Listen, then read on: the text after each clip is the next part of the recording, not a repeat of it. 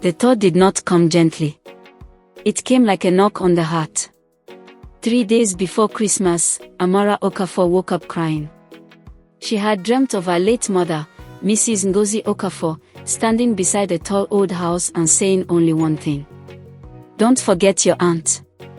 At breakfast, before Amara could speak, Chinedu Okafor suddenly said, "I think we should visit Grand Aunt Ifenanya this Christmas." Everyone froze.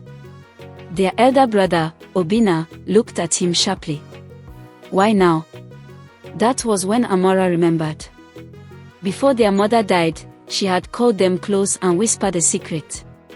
"Your aunt is not just family," their mother had said weakly. "She helped me when nobody did. I promised her we would come back for her one day. Please, don't forget her." They never kept that promise. The guilt sat heavy. That was the day they decided to travel. The village in Enugu welcomed them with red dust and quiet respect. When they reached the address, they stopped in shock. The house was not small. It was a large mansion, tall gates, clean compound, painted cream and gold.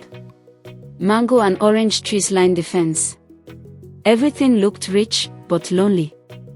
"This doesn't look like an old woman's house," Obinna whispered. They knocked. An elderly woman opened the door. She was well-dressed, calm, and graceful. "I am Mama Grace," she said. "How can I help you?"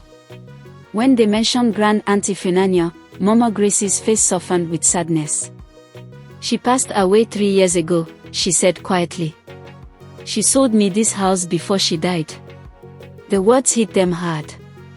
They had come too late. Mama Grace invited them in. Inside, the mansion was beautiful, expensive furniture, clean floors, framed photos of nobody. "I am wealthy," Mama Grace said simply. "But wealth cannot eat with you." She lived alone. No husband. No children. No relatives. "I prayed yesterday," she admitted.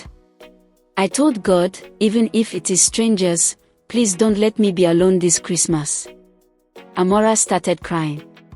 When the siblings said they would leave the next morning, Mama Grace shook her head.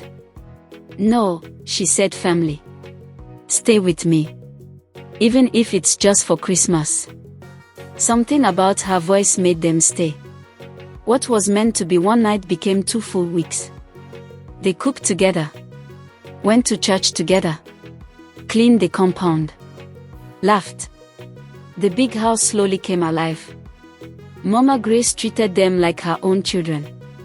"This house has been waiting," she said one night. "Waiting for footsteps." Chinedu kept his distance. He helped, but his heart stayed guarded. He had loved once. He had bled. He had sworn never again. On the 3rd day, Mama Grace introduced them to her neighbor, Zainab Bello, a Muslim woman, a school teacher. Calm, intelligent, respectful. She brought food during Christmas preparations and greeted everyone warmly. Chinedu noticed her kindness but quickly looked away. No, he told himself. Not again. Not ever. Zainab noticed his silence but did not push. She believed some wounds needed patience. As days passed, the village began to talk. Christian man and Muslim woman. Village love doesn't last. Chinedu heard everything. It strengthened his resistance. One evening, Zainab confronted him gently. "You don't talk much," she said. "But your eyes are always shouting." Chinedu laughed bitterly. "I said I would never love again," he told her. "Love makes promises it cannot keep." Zainab nodded. "Sometimes love fails. But sometimes people fail love." He walked away, afraid of hope. On Christmas Eve, Mama Grace gathered them in the sitting room. "I have something for you," she said. She handed them a sealed envelope. "This was given to me by your aunt before she died," she said. "Give them if they ever come." Amora's hands shook as she read. The letter spoke of regret, forgiveness, and love. Then came the shock. Their aunt had left part of her inheritance to them, not money alone, but a responsibility to always keep family together and never abandon the lonely. Chinedu broke down. That night, he realized something. Love was not what broke him before. Fear did. On Christmas morning, the mansion was full of light. Food filled the tables. Prayers rose, Christian and Muslim, side by side. Under the mango tree, Chinedu found Zainab. I fought this feeling, he said softly. I resisted it. But Christmas came anyway. Zainab smiled. Miracles don't ask permission. Mama Grace watched from the balcony, tears in her eyes. That Christmas, the dead spoke through a letter the lonely found family and a broken man learned to love again. They did not just visit for Christmas.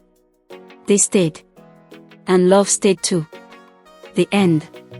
A Christmas story of healing, faith, and second chances. Please follow for more, like, share and subscribe to Rare Storyline. Thanks for watching.